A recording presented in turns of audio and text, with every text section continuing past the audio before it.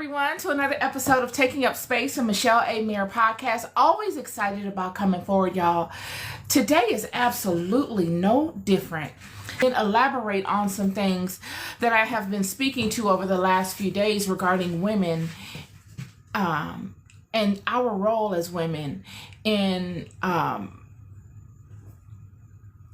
God's house, in God's system. What is our role?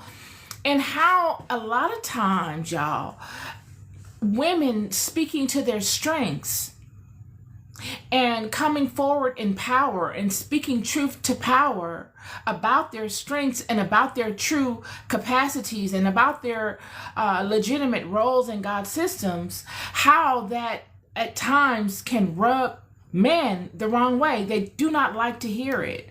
And, the feelings that are invoked because of it, does that make her go further underground because she does not want to seem contentious and she does not want to seem as if she's being difficult?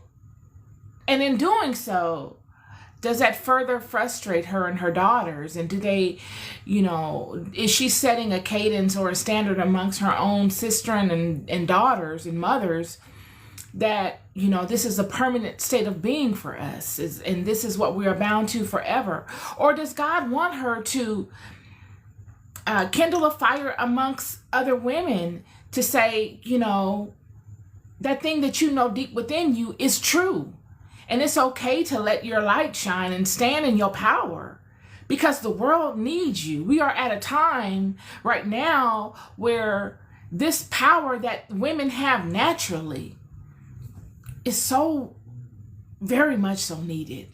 It is the thing that is needed the most. And because the power has not been openly displayed in the strength in which it is, no one knows where to find it. It doesn't know who has it. The world doesn't know that it even exists in such a place or in such a manner, because no one is coming forth in the integrity and the fullness of it. So this will be an interesting podcast. I'll be interested to see how God is going to work through me today. God led me through these hills and valleys, friend, to give you some tools that are bankable, that you can utilize. If you don't believe witches are real, this is not the channel for you, friend. If you don't believe demons are real, this is not for you. If you don't believe that there is power in both men and women, and each of them have distinctive roles in spirit, I'm not your girl. If you don't believe that there is a mighty God, a creator of all these things, if you don't believe that angels outweigh demons every single time, if you don't believe that there is a masterful, righteous method to this madness, you must leave this. This ain't for you. Because I'm here to tell you that there is a masterful method to this madness. I'm here to tell you that righteousness, truth, pure love is the most powerful force in this entire existence. Nothing at all ever can overcome it. I don't care what they're talking about. I don't care what they look like. I don't care what their costume is. That's what they need, because they need to psych you out. They need all of that imagery and projection. But truth, righteousness, and love, it doesn't need anything. In fact, it will look weak, unassuming. It'll look like a docile individual, someone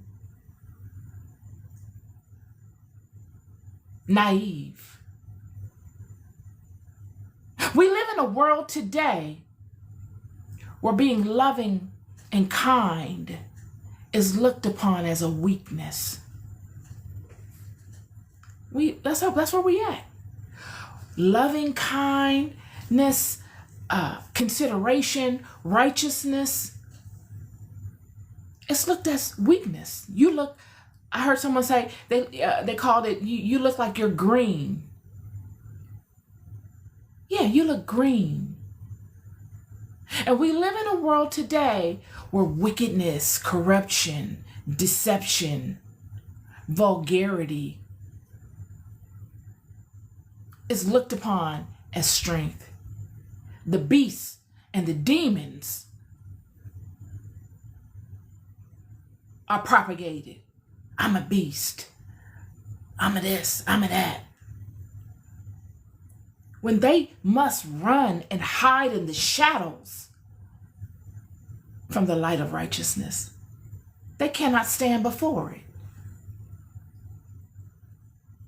We live in a world where truth is offensive. You tell someone the truth, you've offended them people. They're offended. You've got to come like a beggar to tell your truth. Well, let me tell you, I want to prepare you for what I'm going to tell you, okay? The truth is, you're a liar. Now, I don't want you to get offended, but you're not always honest. You got to come like that to the same people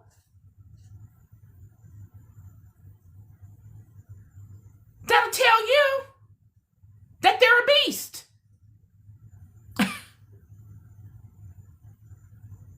This is the world we live in. Someone standing in alignment and to the righteous law of God is looked upon as someone that they can victimize. I'm just here to tell you, where's the lie? Oh, I can go over there and attack them. They'll never do anything. They believe in God. That's where we're at. When it could be nothing but a lie. It's the furthest thing from the truth. But these are the perceptions. The day before yesterday, I spoke to the feminine. And I've been on this feminine narrative for the last week. God has put it on my spirit. And I want to follow up with it today because I believe that when I speak to the power of the feminine, it makes many people feel uncomfortable. You don't see many people speaking to that in the world today. I don't see it anywhere. I hear people speaking of, the great mother and all these types of things in metaphysical communities. But in religious communities, you don't hear about it at all. It goes no further than Eve. And it goes, Eve, Deborah, Jael, Ruth, Naomi, Esther. But I'm here to tell you that this feminine principle, even though you don't hear of them within the Bible as women actively working in the world doing God's will, as I said the other day, that this feminine principle is the thing that everything springs forth from. All of your worldly systems are man-made systems. These are systems made by men. But they all terminate off of her. If it were not for her, none of these systems would ever be able to have a foundation. She is the foundation to everything. Everything. Whether the birthing of people or whether the earth itself. The earth is feminine. It is a she. The solar system, the universe is all feminine. It is she. All of these things are components of who she is. So when I say that there would be nothing without her, I literally mean there would be nothing without her. And when I spoke to Adam in my podcast episode, or was it my Bible study the other day, I was speaking to Adam not knowing himself and the primary role of Eve in Adam's life, right? So the Bible even conveys that Eve is the one that gave Adam the knowledge. It didn't say what distance of time it was between Eve getting the knowledge and then her passing it over to Adam. It does not say that. And we know from our ponderings in the book that many instances show God speaking to the high notes. This happened, that happened, that happened. It doesn't mean that it happened all at the same time. It just speaks to things happening. It speaks to the high notes of things. But when you go into the Apocrypha, you get a very vivid picture of the backdrop and the environment and maybe even the timeline. So we know that in the Bible, it says that Eve and the serpent had this communication. The serpent proves her. He asks her, what do you know? She shows that she knows right from wrong. And then the serpent tells her that that's not altogether the truth. He tells her that once you eat this apple, that your eyes will be open and you'll be like God and you'll know good and evil. That was the truth, but it wasn't the total truth. He didn't tell her all of the stuff, the important stuff that would happen in between. He wouldn't tell her the negatives. He would tell her only the positives. But that's how he is. It's not his job to tell her everything. He is doing what he does. And he tells her, and she ponders for a moment, and she acts. And then after she acts, and she establishes this knowledge, she gives it to Adam. The Apocrypha speaks to something different. Apocrypha, the second book of Enoch. Now, many of you will say, and again, this conversation that I'm having about Adam and Eve makes a lot of men feel a kind of way. And it's not my intention to make men feel uneasy. It is my intention to speak truth. It is my intention to shed some light and speak life to the women, because I myself am a woman and I know what it's like to feel as if you have this profound knowing, you have this profound connection, yet the world is offended by it.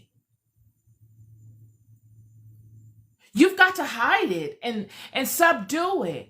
And you've got to find creative ways of speaking it to Adam so that Adam is not offended and he leave you. And he leave you, and now you're stuck in a vulnerable world with the children, if you have them, or just by yourself. And you've got to fight off all of the elements alone. These were the problems. The women at this time had gone completely underground. They had to be bound to Adam. No power. This was the punishment. And as I've said in my past podcasts, she has honored her curse. She has honored her curse, friend. Nobody in the world can say that women have not honored their curse. They have still continuously given birth in pain, and they have continuously found ingenious ways of honoring being bound to Adam. How many women in our family do we know and we see that have mastered this role? They found ways of making it work. This was a curse. I know this rubs people wrong, like I'm some sort of harsh woman because I'm bringing to light that this was not the normal way. This is not the normal way of it. That's why it's so frustrating. It's a curse.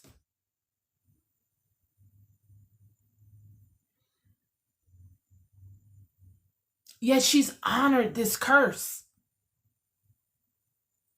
She does not, the knowing does not go away. She still knows. God did not take the knowing from Eve. He made her be bound to Adam, someone that doesn't know. Adam doesn't know. How do I know that? Second book of Enoch. Now, I know many of you are going to say, well, the Apocrypha is not a biblical book. Okay, but the Apocrypha is good for everything else.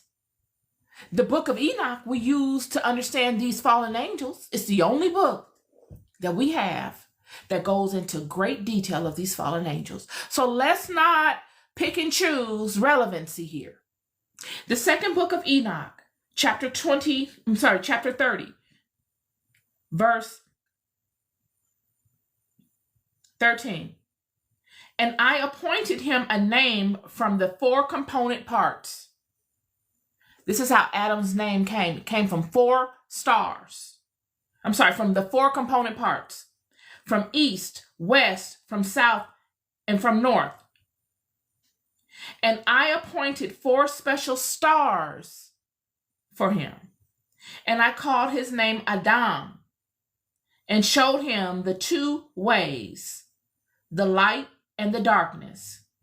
And I told him, this is good and that bad, that I should learn whether he has love or hatred towards me. He's given him free will, so he can choose.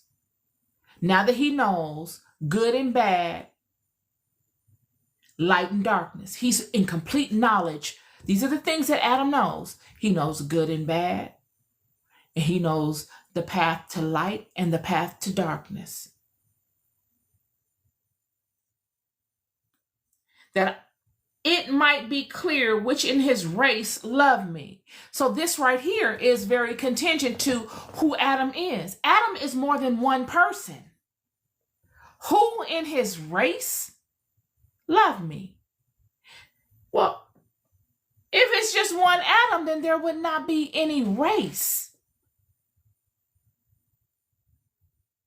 The Bible is speaking to Adam as a name of a people.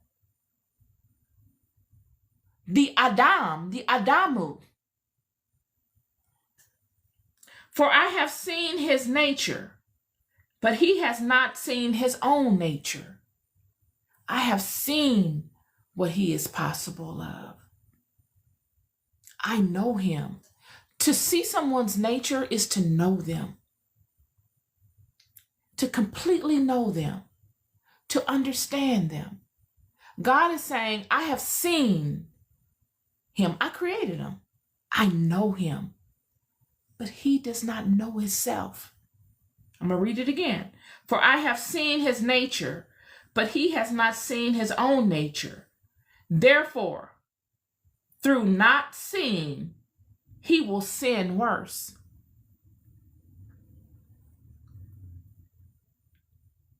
Therefore, through not knowing himself, he will make vital mistakes. Trial and error, cause, effect. He will make vital mistakes because he does not know himself. These are all contingencies of Adam. This doesn't have anything to do with Eve. Therefore, through not seeing, he will sin worse. Therefore, he not knowing himself, him not knowing how to control himself. He will not know how to handle himself. He knows good and he knows evil. He knows light and he knows darkness. And that's all. But how to handle himself and the equipment that God has blessed him with in circumstances that he will incur in life, he will sin the worst. He will make vital mistakes. And I said, after sin, what is there but death? This is where we get the cycles of life. After he makes vital mistakes, he must transition and repeat, and transition and repeat, and transition and repeat. And I put sleep into him. This is before God made Eve. So before God made Eve, God created Adam, came and told Adam the right and the wrong, embedded it in his heart, showed him the light and the darkness. We already went through what the light and the darkness is. The darkness is the neutral point of creation. It is the place of birth. It is the womb. It's the place of all power. It's the place from which all things are created. God has shown Adam this. He knows this. He knows how to create. He knows how to bring something from darkness to the world of light because God has showed him the light. He knows. Bible is speaking to totality, manifestation, creation. God has shown him the darkness, the womb, and he has shown Adam how to bring that which is birthed in the darkness to the world of light. Eve is not even on the scene yet. He's speaking to the womb of the universe, the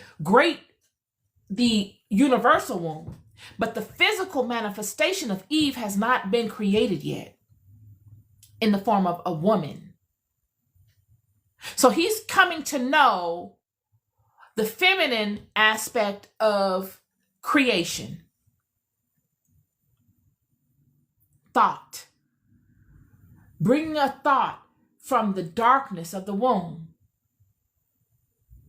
Pondering it in the darkness of the womb. Until you come up with one central thing. I wrote that somewhere. I don't know where I wrote it. You come up with one central thing, an idea. And you pull that idea from the darkness into the physical manifestation, the world of light. God has shown Adam this. He knows right and he knows wrong.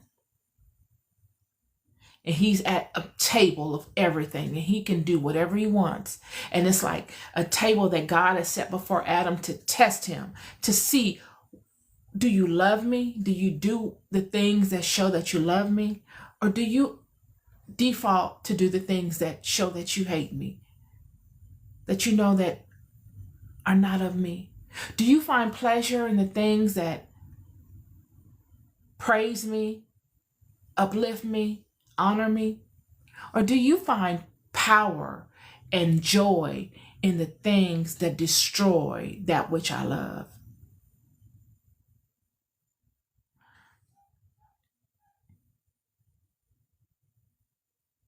And now God is saying, I have seen his nature, but he has not seen his own nature. Therefore, through not seeing, he will sin worse. And I said, after sin, what is there but death? It's all been established from the beginning. This is from the gate. It just needed to be acted out. They say in ancient times that when you look at the temple of Angkor Wat in Cambodia,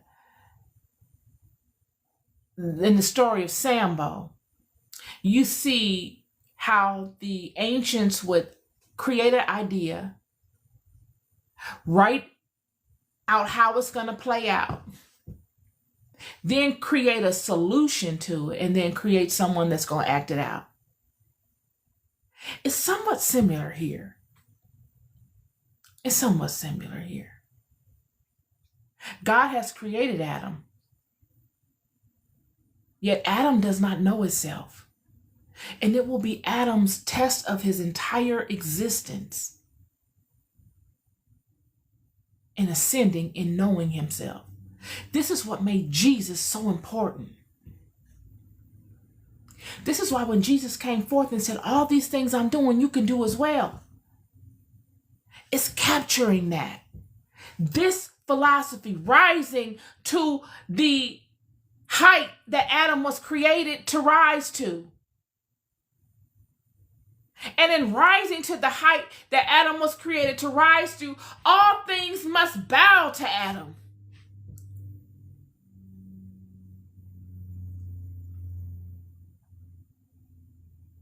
But it will take cycles, lifetimes, to get enough power in ascending. Because it seems as if each lifetime's ascension builds upon one another.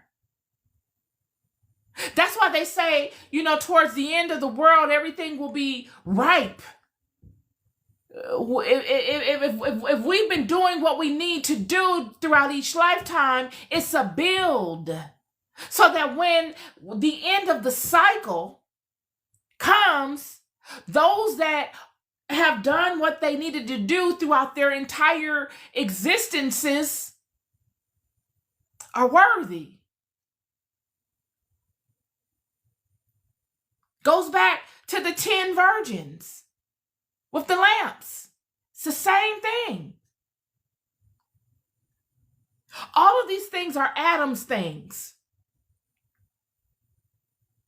This is Adam's greatest work. And after this, God says, and I put sleep into him, and he fell asleep. And I took a rib from him and created him a wife, that death should come to him by his wife. Now, God is saying, this is important. God is saying he did not even allow Adam to know how Eve was created. He's not even knowledgeable as to her creation. He is completely in the dark.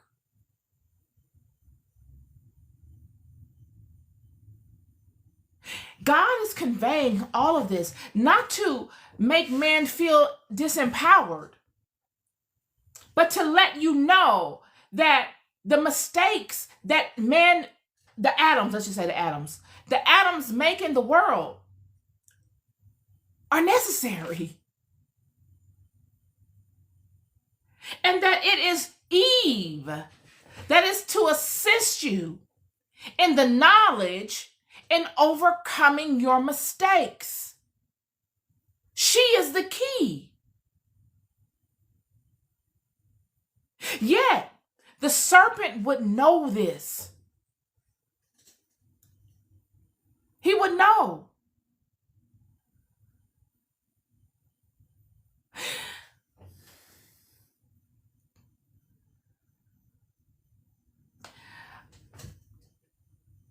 There's a number of ways I can approach this Adam and Eve story, but, I'm going to stick to this particular path. The serpent would know. And what would occur would be she would be given information.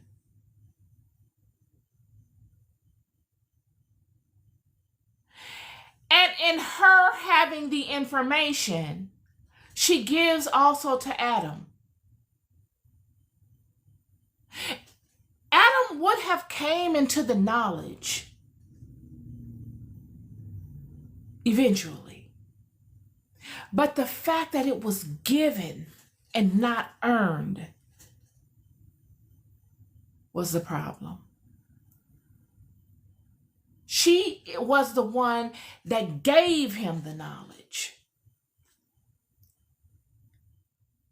He would not have had it without her. And so what we see, and I'm having to repeat this because I want people to understand, I do not want people to think that I'm over here male bashing. It makes people very uncomfortable when we talk about this. I don't know why.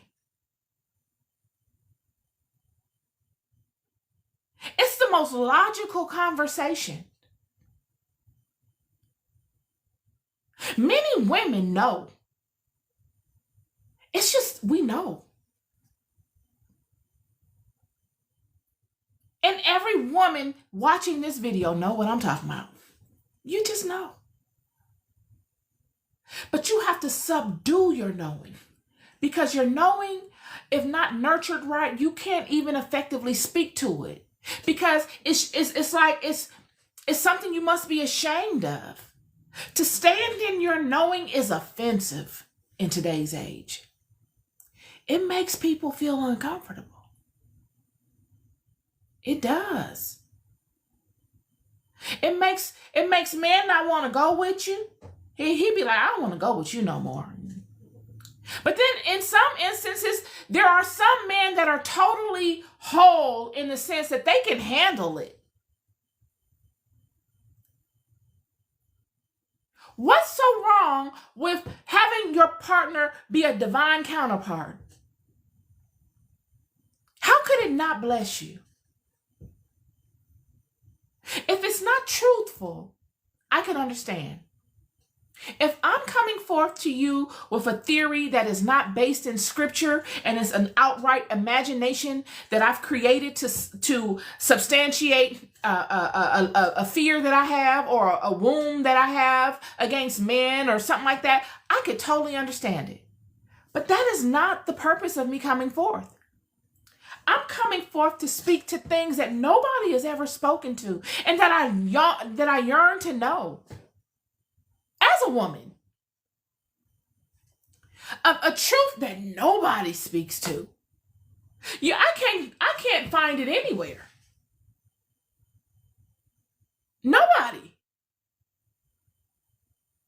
Who actually was Eve outside of a victim?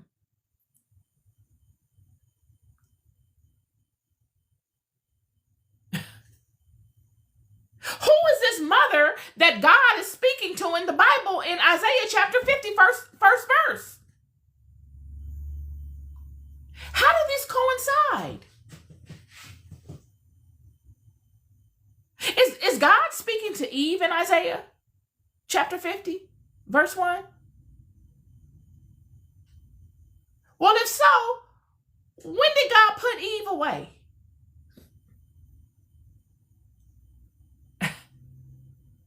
When? That's not what happened. God didn't put Eve away. God sent them out the garden together.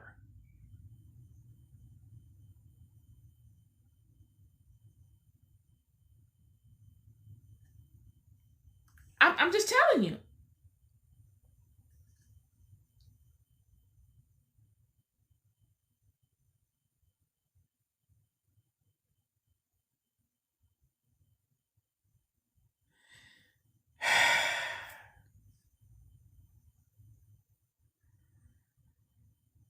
These are the things that I look to come forth and speak to, that add some depth to the literature, so that the atoms of the world get the most out of it from another perspective, and the Eves get the most from it from another perspective. Because regardless to whatever theory you take that's based within the Bible or the Apocrypha, the bottom line is that they need one another. They are equally yoked. They complement one another. It says that the man and woman were naked and they were not ashamed. They were whole. It only became complicated when the serpent entered the garden. And that serpent, friend, when it comes to Adam and Eve, is something else. Adam would not be able to control the serpent.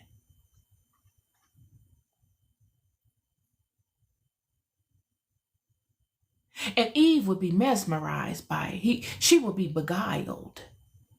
She would somewhat dance with it.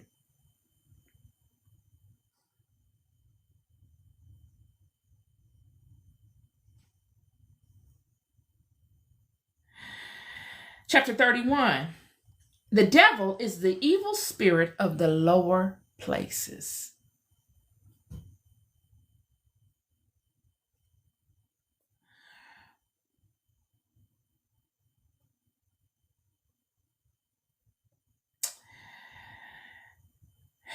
So, yeah, it's a very interesting story.